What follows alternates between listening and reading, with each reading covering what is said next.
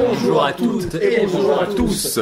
Et voici une nouvelle interlude culturelle cette semaine. Voilà, notre planning s'affiche ici. Exactement. Comme toujours. Qu'est-ce qu'il y a sur ce planning? C'est magnifique. Vous le découvrirez, vous le découvrez en plus. Vous avez une longueur d'un. Vous aussi, vous le découvrirez, les gars. Bref, exactement. C'est le donc, but qui serait pour ça. profitez bien de cette nouvelle émission et on se retrouve tout de suite pour notre première catégorie.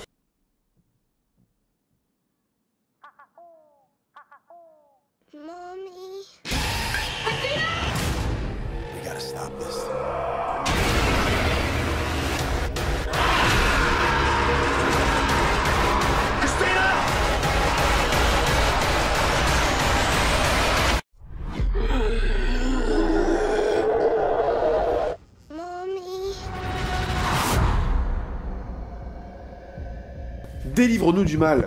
C'est un film qui fait peur. Si je veux. Si je veux, j'avoue, c'est vrai. Ouais, non, Délivre-nous du mal, c'est un film d'épouvante horreur et surtout un thriller, c'est important. C'est une dimension qu'on retrouve pas tout le temps dans les films d'horreur où voilà, t'as principalement des films d'épouvante, c'est juste des films qui consistent à te faire tuer et tout. T'as du gore et après voilà, non, là c'est un thriller. En fait, c'est déjà tout d'abord réalisé par Scott Derrickson. Scott Derrickson, il a notamment réalisé pas mal de films avant, donc Le jour où la Terre s'arrêta, qui est pas du tout un film d'horreur, mais il l'a réalisé. Il a fait L'Exorcisme. Il faisait peur parce qu'il était nul en fait. Peut-être. Ouais. Il a fait L'Exorcisme d'Emily Rose, qui était controversé, mais que je trouvais vraiment pas trop bien fichu. Et il a surtout fait Sinister, qui est pour moi un des meilleurs films d'époque que j'ai pu voir pour certaines raisons, mais c'est pas ce qu'on fait aujourd'hui. Et donc là, il a sorti le 3 septembre dernier, en 2014, Délivre-nous du mal, qui est un thriller. Thriller. Excuse-moi. Avec Eric Bana et Edgar Ramirez, que des gens que je ne connais pas. Et Eric Bana, très bien. Et Olivia Munn, qui est une nana fort jolie. Bref, en tout cas, l'histoire nous conte l'histoire d'un mec d'un flic, tout simplement, et qui enquête sur une série d'incidents très étranges et de meurtres. Paranormal. Voilà, il s'aperçoit très vite qu'en fait, il y a des phénomènes paranormaux dans son enquête, vraiment des trucs étranges, et en fait, il se fait aider par un prêtre mexicain, enfin, qui est d'origine mexicaine, il me semble, qui est incarné par Edgar Ramirez. Et en fait, ils s'associent tous les deux, et en gros, le prêtre lui dit qu'en gros, tu as le mal que les hommes font, et tu as le mal originel qui vient de l'enfer, directement de l'enfer, et c'est soi-disant inspiré d'une histoire vraie, justement d'avoir. Tu as le mâle qui fait l'amour à la femelle aussi. Aussi, c'est vrai. C'est la troisième sorte de mâle. Ou avec un chat. Avec un chat. Non, bref, en tout cas, tout ça pour dire que ce film-là, j'ai trouvé sympa parce que voilà, t'as une vraie dimension thriller. C'est pas un scénario de malade, il faut le dire. Voilà, globalement. C'est très orienté vers l'exorcisme. Non, l'exorcisme, les films d'exorcisme, il y en a quand même 150 millions environ. Ouais. Le thème est sympa, mais là, c'est voilà, surtout vers la fin, t'as une vraie scène d'exorcisme qui est assez longue et qui va bien en détail. Et je trouve que c'était pas mal fait. Et surtout, c'est au niveau de toute la réalisation, il fait peur. Ouais, donc c'est un film qui fait peur. Il fait moins peur qu'un film comme The Conjuring ou même Sinister. Il m'a fait un peu moins peur, mais il y a des jumpscares, voilà, qui sont hyper efficaces. Mais c'est l'ambiance, elle est hyper lourde. Genre, t'as très peu de scènes de jour. En fait, tout dans la nuit, il pleut. Les personnages sont tous bien glauques, tu vois.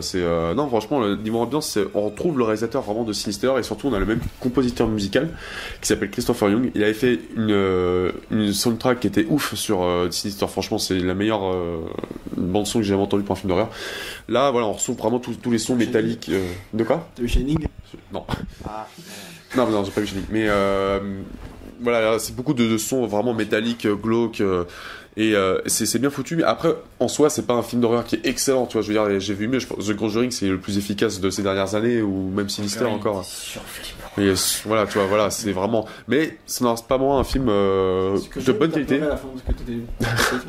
Ça reste pas moins un film d'épouvante vraiment de bonne qualité, parce que il faut savoir que des films d'épouvante, il en sort plein, pas au cinéma forcément, mais genre direct, tout DVD, il y en a plein, mais c'est vraiment des grosses daubes, des trucs pourris, des films qui arrivent vraiment à faire peur, qui sont bien construits. Tout comme les jeux indépendants d'horreur.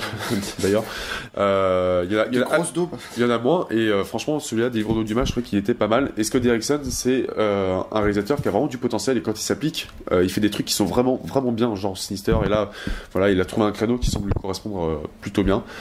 Et à chaque fois, ce qui est bien, c'est qu'il qui est pas du simple film d'horreur, c'est toujours mêlé avec un autre genre, l'exorcisme d'Emily Rose. Il y avait un côté juridique qui était vraiment énorme, où en fait on jugeait une nana qui était exorcisée, qui avait fait du mal aux autres, et du coup t'avais tout un parallèle entre est-ce qu'elle est folle ou est-ce qu'elle est vraiment possédée. Tu vois, c'était un truc, une composante qui était super bien foutue. Bah là t'as la vraie enquête policière où le mec et t'as même des réflexions morales qui sont qui m'ont fait réfléchir entre la religion, sur la religion, le bien, le mal, tous ces trucs là, et ceux qui veulent pas y croire. T'as quand même une certaine réflexion. Après, je dis pas que ça vole hyper haut, mais c'est un film hautement philosophique, genre de... Non, mais il y a des petites notions qui sont bien. C'est bien d'introduire des petites thématiques qui renforcent un peu le film, même si ça va pousser, ça sert à rien de les pousser si je m'attendais pas à ce qu'il me fasse il y a certaines phrases, je me suis dit putain, c'est pas con, tu vois. Donc voilà, bref, c'est un film que je conseille à télécharger illégalement sur internet.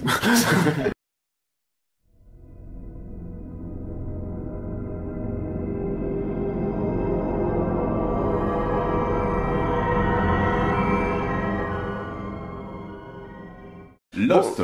Alors Lost, derrière ce mur de coffret en fait de Lost, se cache une série qui se cache un fanboy. Non voilà, donc Lost qui est une série qu'on Lost les disparus, voilà, qu'on ne présente plus.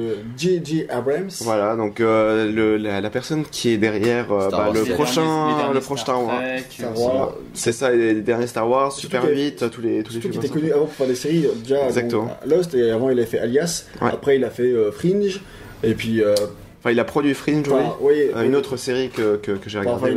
Il a fait plein de séries. Voilà. Donc Lost, en fait, c'est alors pour ceux qui ne connaissent pas, voilà, ça a 10 ans en fait cette année. Ça, voilà, ça. Anti-nucléaire au Canada. Donc en fait, voilà, donc c'est l'histoire d'un vol qui fait Australie jusqu'à Los Angeles et qui a eu un accident en fait. Il s'est crashé sur une île complètement déserte en fait, presque. Mais voilà, en fait. C'est exactement ce que j'allais dire. Et donc en gros on l'a pas retrouvé. Et donc en gros l'île, personne l'a explorée, donc évidemment il y a pas tellement de construction, il y a pas tellement d'habitants non plus, et en fait cette île cache vraiment pas mal de mystères en fait, donc du coup c'est ce que tu vas découvrir au fur et à mesure des épisodes. Voilà. Et ce qui est en gros tu as à peu près 8 personnages assez importants en fait. Il y a pas mal de mystères, et on va les découvrir encore que les scénaristes eux-mêmes, puisque quand tu arrives la saison 1, vraiment le thème c'est vraiment comment survivre sur une île déserte où en plus il y a des mystères. Il y a un peu de surnaturel. Il y a beaucoup de naturel, mais genre dès les premiers épisodes tu vois que genre il y a un truc qui fait bouger les arbres et tout. C'est ça. Et tu sais pas, il y a des mystères, vraiment des trucs qui une force assez mystérieuse. Ouais. Et donc ce qui est bien, c'est la série évolue beaucoup. Cette saison c'est un truc de fou. Oui. Et au début c'est vraiment genre construire des camps, etc. et tout pour s'abriter, etc. La saison elle est vraiment top. Et la saison 6 c'est se battre face à des robots géants. C'est à peu près ça. Non, dans un futur intergalactique. C'est pas si loin. Non mais ce qui est bien avec cette série, c'est qu'en gros. Tu sais qu'il y a 8 personnages, il y en a 16 dans la saison 1. Ouais, lui il est important, mais. Oui, mais il y en a 16 pour voilà. Oui, bien sûr. Parmi la quarantaine de personnes qui ont survécu au crash, un truc comme ça, il y a 16 personnages principaux. Ouais, c'est d'ailleurs une des grandes forces de Lost, c'était pas de se baser sur un seul personnage important, même si Jack est quand même au centre. Évidemment. Il y a quand même un trio principal qui est composé de Jack, Jack, je crois qu'il y en a 4 principaux, Jack, Kate, Sawyer et Locke. C'est vraiment les 4 principaux. Rien que pour Kate, ça vaut le coup de voir ça.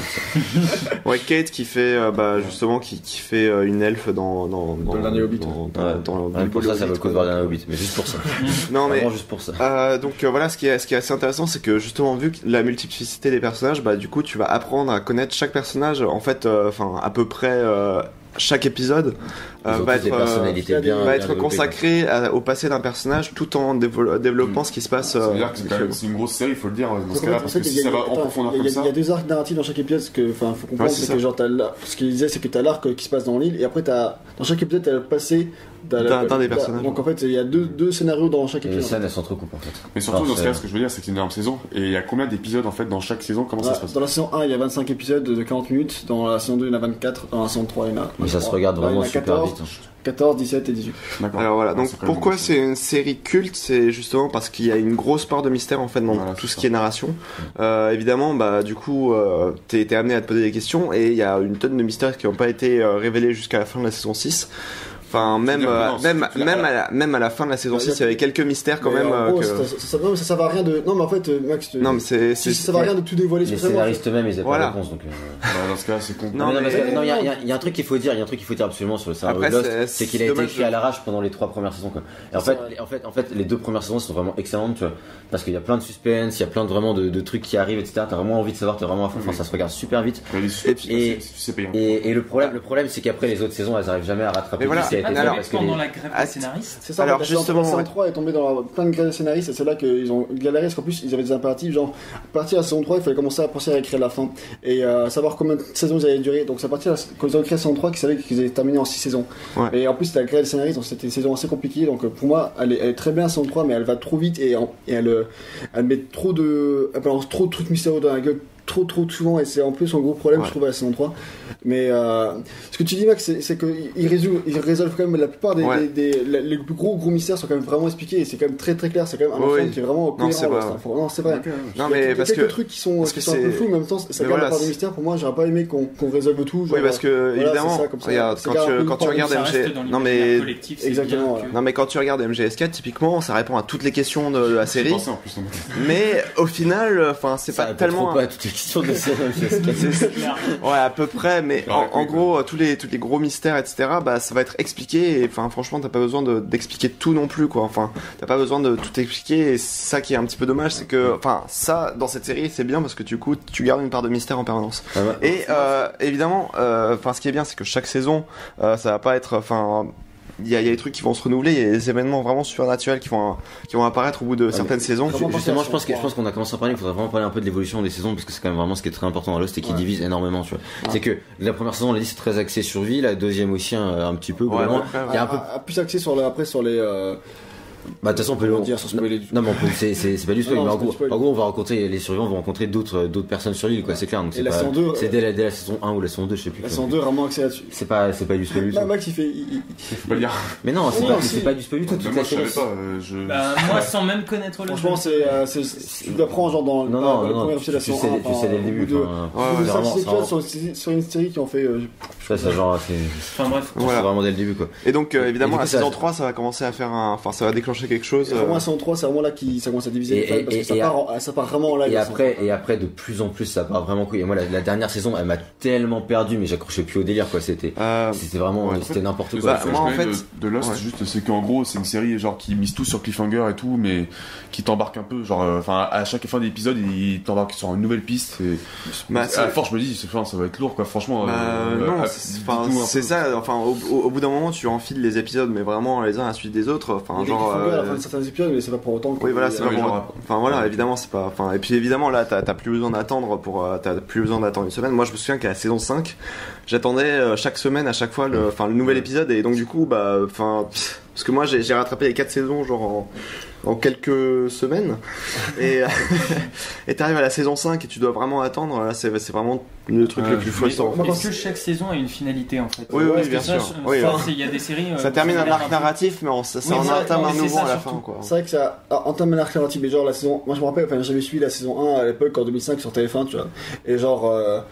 La fin de la saison 1 m'avait frustré comme jamais, parce qu'en gros toute la saison 1 elle tourne autour d'un truc, et à la fin c'est quand il commence à aller on va savoir ce qui se passe, et à la fin de la saison 1 t'as pas de réponse. Genre t'as le personnage, tu vois sur son visage qu'il a compris, et toi tu sais pas.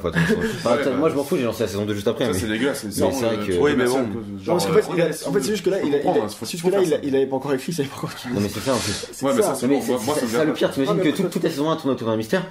Et en fait, le mystère, eux-mêmes, ils avaient pas la réponse, tu vois. Donc, c'est-à-dire, c'est un. Non, mais au final, en fait, non, mais c'est ce qui fait que. Oui, ça, c'était réussi. Franchement, la saison 2, elle est vraiment excellente. Pour moi, faire une bonne saison, c'est pas juste te dire, ouais, ça a l'air trop bien, faut que j'aille à la suite, tu vois. Non, mais elle est excellente. Oui, comme je dis, c'est facile de créer des questions, tu vois, mais. Non, mais t'as aussi des réponses régulièrement, quoi. Oui, j'ai pas vu Lost, mais pour moi, c'est la merde. J'ai tout compris. Franchement, là, c'est une série qui m'a intrigué. Moi, j'ai découvert il y a pas trop longtemps, genre il y a 2 ans, un truc comme ça. Je l'ai regardé sur 1 an à peu près au total. Et vraiment, au début, je l'ai vraiment trouvé super. J'étais vraiment à fond. C'était vraiment une des séries que j'ai regardé. Genre, c'était la première avec Dexter, quoi. J'aurais pas regardé beaucoup, mais vraiment, voilà. C'est comme Dexter, c'est de la merde à la France. Le problème, ouais, c'est exactement ça. Non, je suis pas d'accord. Je préfère la fin de Dexter. Largement. Oh. Non, mais globalement, du coup, Lost, moi, je pense que c'est vraiment une saison qui a découvert, tu vois, mais après. les gens, je suis pas sûr ils accrocheront peut-être pas jusqu'à la fin, et moi à la fin j'avais vraiment du mal quand même. Parce que... moi honnêtement, comment ça s'est passé, genre j'étais à fond tout ça, enfin là j'ai un peu de mal la première fois que j'ai regardé la saison 3, mais après quand je l'ai revu, parce qu'en fait quand je l'ai vu la première fois j'avais loupé trop d'épisodes sur TF1 sur la saison 4 et j'ai plus rien suivi, donc je fais tant pis j'abandonne, je regarderai depuis le début un jour.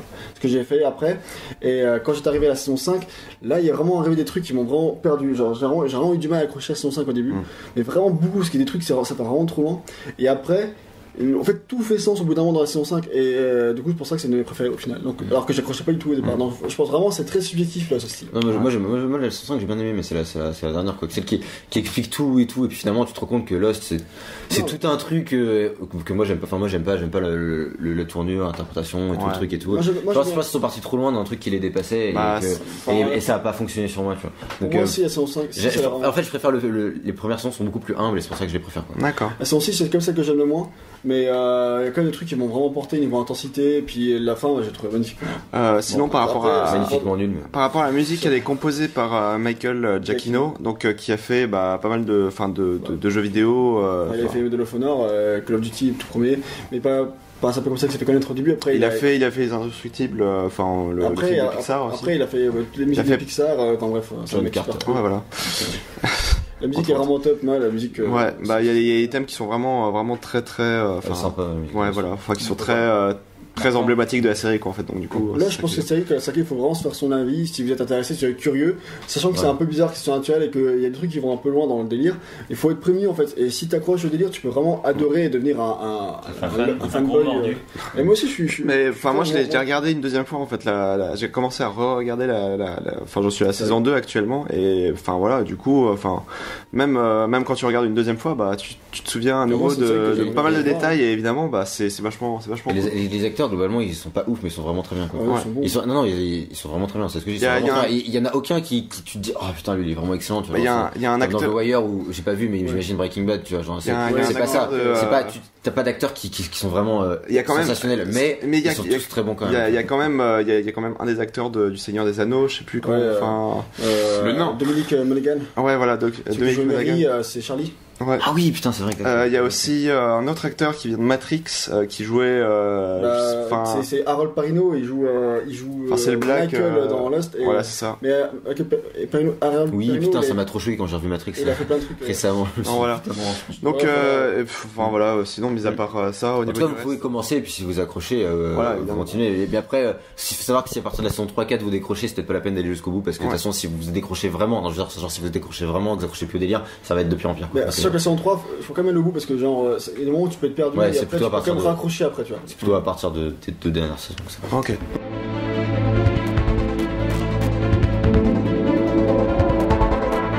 Carbone modifié, donc écrit par Richard Morgan. C'est un livre qui a reçu le prix Philippe K. Dick en 2003. En fait, tout simplement parce qu'il a un peu repris toutes les idées de Philippe K. Dick. On va pas je le dis. Philippe K. Dick avec quoi déjà C'est mec le bouquin de Blade Runner, c'est ah oui d'accord. Les moutons qui rêvaient de robots électriques. Ouais, c'est ça, les moutons qui rêvaient de robots électriques. Les robots qui rêvaient de moutons électriques. Ouais, c'est ça. Enfin bref, j'arrive jamais à le retenir. Quoi d'autre en fait, c'est celui qui a aussi à l'origine du film Total Recall. Enfin, il a écrit plein de trucs.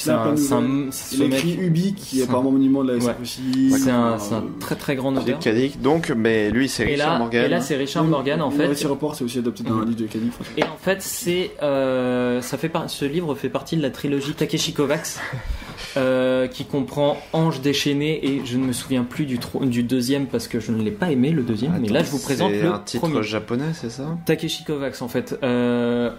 Pour replacer un petit peu l'histoire, le contexte, ça se passe très très longtemps après nous. D'accord. Les humains en fait, ce qui se passe, c'est qu'ils ont tous une pile implantée dans le cou. Oui. À l'arrière du cou. Ouais. Et en fait, c'est une pile avec leur personnalité à l'intérieur. Ça veut dire qu'ils peuvent switcher de corps. C'est-à-dire qu'ils peuvent, par exemple, on m'enlève ma pile, on met la pile dans le corps de Gag, et en fait, je contrôle dans mon corps. Je contrôle le corps de Gag en fait. C'est ça l'idée. Donc en gros, c'est une société où au départ t'as une personnalité et si tu veux, t'as un faciès, et puis au bout d'un moment, ce faciès n'existe plus. C'est Furie déchaînée. Oui, donc tu perds ton identité en fait. Voilà, c'est ça. Tu perds ton identité. T'as une question d'identité en fait. Tu perds ton faciès. Ouais, bah oui, ton faciès n'existe plus. Et là, on suit l'histoire en fait de Takeshi Kovacs, qui est un mec qui est un ancien corps diplomatique. C'est des soldats surentraînés qui ont été forgés au fer, tu vois. C'est vraiment des mecs super violents. Traduit de l'anglais par Ange. C'est des mecs vraiment super violents. Et en fait, là, Takeshi Kovacs, lui, il avait été arrêté pour une sombre affaire dont je cacherai les détails pour ne pas tout spoiler non plus. Et en fait, le truc, c'est que on le remet dans un nouveau corps parce qu'il y a un riche qui a payé pour sa remise en liberté conditionnelle sous l'idée que il doit résoudre une enquête policière, enfin une sorte d'enquête policière, c'est-à-dire que en fait les riches, quand ils ont cette pile, ils peuvent se remodeler à l'infini si tu veux. Ils ont des corps qui les attendent de toute façon. Ils ont payé, ils ont l'argent pour. Seul truc, c'est que ils ont une vie à peu près éternelle. Voilà. En fait. Et la mémoire, en fait, leur mémoire se sauvegarde toutes les 24 heures. Sauf que entre le premier minuit et 23h59, si tu veux, la mémoire est pas sauvegardée de la personne. La personne sera sauvegardée au minuit suivant. Ça veut dire qu'en fait, il n'oublie jamais ce qui se passe. D'accord. Sauf que là, ce qui se passe, c'est que dans la dernière heure, le riche se fait tuer, alors qu'apparemment, il y avait eu une transaction assez importante durant la journée. D'accord. Donc du coup, le but, c'est qu'est-ce qui s'est passé durant cette journée, qui l'a tué, pourquoi. D'accord. Alors, en fait, ce qui est vachement bien dans ce bouquin... C'est un livre d'enquête, en fait, plutôt, non ? C'est un livre d'enquête qui prend place dans un univers cyberpunk. Ouais. Et ce qui est vraiment très bien, c'est l'univers. C'est l'univers du livre qui part pas dans tous les sens, qui décrit vraiment des villes avec des néons, etc. C'est pour ça que ça rappelle énormément Blade Runner et Philippe K. Dick en général. D'accord. Mais le seul problème, c'est au niveau du rythme du livre. Parfois, il va avoir des moments extrêmement posés où il va beaucoup décrire, et parfois il va y avoir des moments ultra péchus et tu sais pas pourquoi. Il n'y a pas vraiment de relation entre ces deux rythmes. Ça passe de l'un à l'autre sans vraiment de transition logique. Et l'autre problème, c'est qu'il a une très bonne description des lieux. Le seul problème, c'est que quand il décrit un combat, et moi je trouve que c'est le plus dur d'écrire un combat en livre, ce qui arrive très bien à la Horde du Contrevent par exemple, là c'est très brouillon. D'accord. C'est très très brouillon. Il y a des combats à main nue, il y a des combats avec des flingues, mais avec des guns. Et en fait, le problème, c'est que durant ces phases-là, ça va être assez... on va être un peu dans le flou, si tu veux. Tu vas savoir ce qui se passe. À peu près, tu vas avoir une vieille image qui se décrit, mais ça reste un peu flou au niveau de l'ensemble. Ouais. Après, au niveau des descriptions, etc., et de l'ensemble, c'est très bien parce qu'on découvre en fait l'univers. Oui. On découvre l'univers parce que dans cet univers-là, il y aurait eu des Martiens qui auraient commencé, si tu veux, un petit peu toute la technologie dont les humains se sont emparés, etc. Donc... il y a vraiment un background qui se découvre au fur et à mesure, qui est très intéressant, qui sera beaucoup plus développé dans le deuxième livre de la série. Okay. Le seul problème, c'est qu'à partir du deuxième livre, la découverte est plus là. Ouais, d'accord. On a un peu déjà l'idée de l'univers, on a un peu l'idée des personnages et on commence à connaître Takeshi Kovacs. Et à partir du troisième bouquin, le personnage principal, on le connaît vraiment beaucoup. Le troisième est beaucoup plus intéressant puisque ça va beaucoup plus voyager, alors que le deuxième, c'est genre... Ils se rendent à un endroit et durant tout le bouquin, le livre se passe à 7 endroits. D'accord. Alors que le premier et le troisième, ils bougent beaucoup, tu découvres pas mal de choses, etc. Ouais. Parce qu'il y a aussi des problèmes avec la religion, il y a des problèmes avec ses anciens mentors qu'il n'aurait pas réussi à retrouver, etc. Mais qui sont très difficiles à retrouver puisqu'ils n'ont plus le même visage. Oui. Tu vois. Donc, en fait, c'est un peu cette société de cache-cache du visage qui est décrite, puisqu'on ne sait pas qui est qui véritablement. Et donc voilà, c'est super intéressant. Le seul truc, on peut mourir, c'est si on désintègre la pile d'une personne, on peut mourir dans le truc. Donc voilà. Donc du coup, tu as beaucoup aimé Carbone Modifié. Carbone Modifié, j'ai beaucoup aimé parce que vers la fin, il y a vraiment une intensité. Tu te dis, putain, c'est qui, qu'est-ce qui se passe, comment ça se fait, etc. Et dans les 100 dernières pages, vraiment, on les bouffe à une vitesse incroyable. Quasiment 600 pages. Ouais. C'est assez long à lire. Hein. Les 3 font à peu près 600 pages. Et on peut lire juste le 1, c'est le deuxième. On peut lire juste le 1. Il y a absolument aucun problème. Par contre, on peut pas lire le 2 ni le 3 sans avoir lu le premier, parce que le premier pose beaucoup de bases que le 2 et le 3 ne sont... Bah autant commencer par ça du coup. Voilà, le 2 et le 3 considèrent pas nécessaire de reposer les bases si tu veux instaurer dans le premier livre. Donc voilà, je conseille Carbone modifié, je conseille pas forcément le deuxième, mais je conseille beaucoup plus Furie déchaînée qui est le troisième et qui est beaucoup plus intéressant. Ou le troisième, je sais plus. J'ai Ange déchu, Furie déchaînée et Blackman. Bon, je conseille le troisième qui est le dernier sorti. Non, Blackman c'est un autre. Ange déchu c'est le deuxième alors. Ouais. Furie déchaînée, voilà, c'est ça. Je conseille plus Furie déchaînée. En tout cas, un bon livre, mais pas non plus exceptionnel. Je le conseille quand même, rien que pour l'univers. D'accord. Si vous aimez lire, oui, évidemment. Voilà. Là, faut aimer lire pour 600 pages.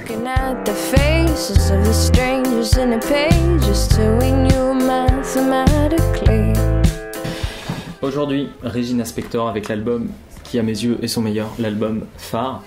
Alors en fait, Regina Spektor, je crois que c'était un album phare et puis je dis c'est quoi ça? Non, c'est l'album qui s'appelle Phare. Alors en fait, cet album, il est assez fantastique parce que il y a beaucoup de mélancolie en fait. D'accord. Mais en même temps, c'est un album qui porte une certaine joie. Il y a beaucoup de mélancolie, par exemple avec la chanson Laughing With ou Two Birds, mais il y a énormément de joie avec la chanson qui s'appelle The Calculation or Hit, qui est aussi assez fantastique. En fait, Hit, non, 2ET.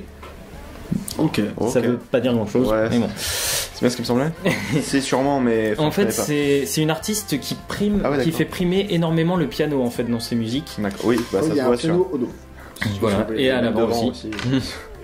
Le dos. Donc. Enfin, c'est très mélancolique, c'est très très beau, c'est une musique qui porte vraiment, c'est des musiques à ambiance qui sont assez fantastiques, qui s'écoutent un peu partout. Non, plus que les papillons après.